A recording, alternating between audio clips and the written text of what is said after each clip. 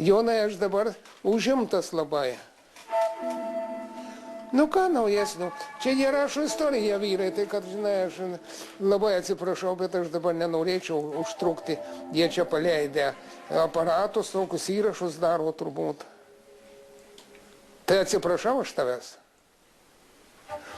Ir sveikas, būk laimingas, rytoj važiuoju vėliavos pakelt į prisikėlimo didžiąją bažnyčią, važiuojam mes ir paskui prie karo muziejaus vėliavą pakeliam, visą programą tokią mano. Tai lik sveikas su Dievu. Palinkę gluosnį, tyliai verkė, kai partizanė tu kritai, kai tavo akys užsimerkė,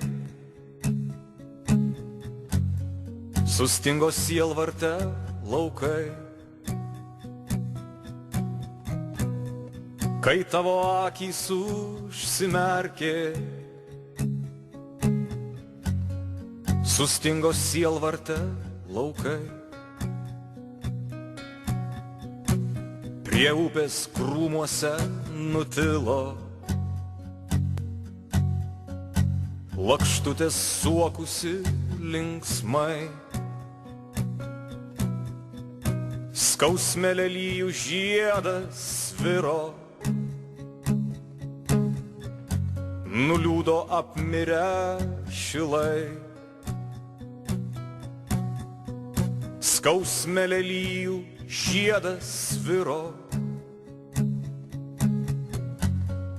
nuliūdo apmirę šilai. Už laisvę žemės mūsų gimtinės, Tauro apygardos, Žalgirio rinktinės, Meškos kuopos, Šarūno Naro būrio eilinis partizanas Juozas Armonaitis.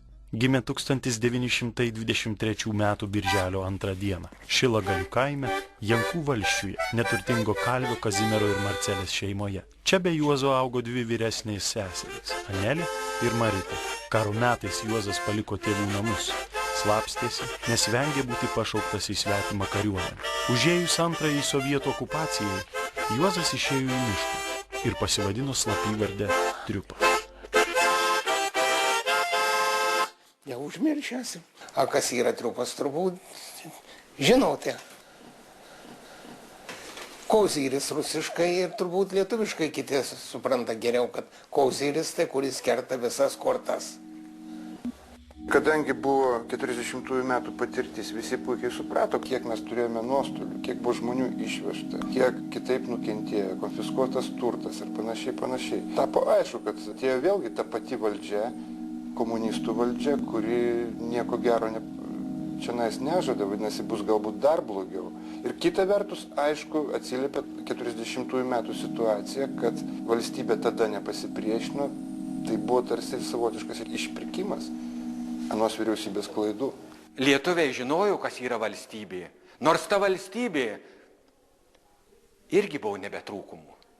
Turėjo visokių problemų, bet mūsų žmonės žinojo, kas yra valstybė, didžiavosi ją.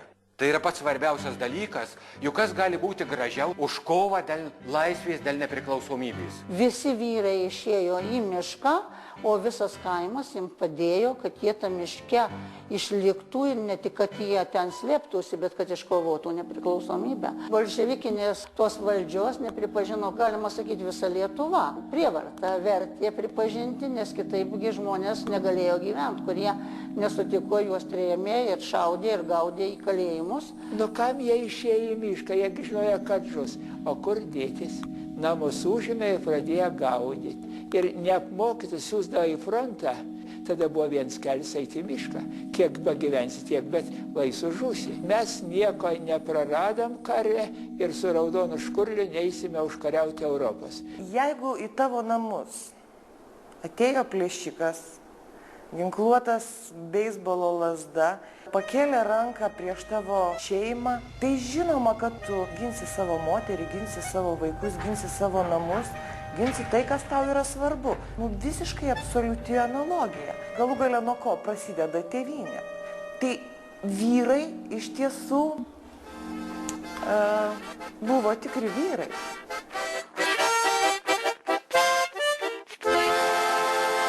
Pirmą žiemą, kai mane parsivedė jau į pavasarį 45 metų, dar karas buvo nebaigtas, tai mane parsivedė į bunkerį, ten prie Braziukų, prie Lekėčių, ten į tuos miškus, masyvai miškų.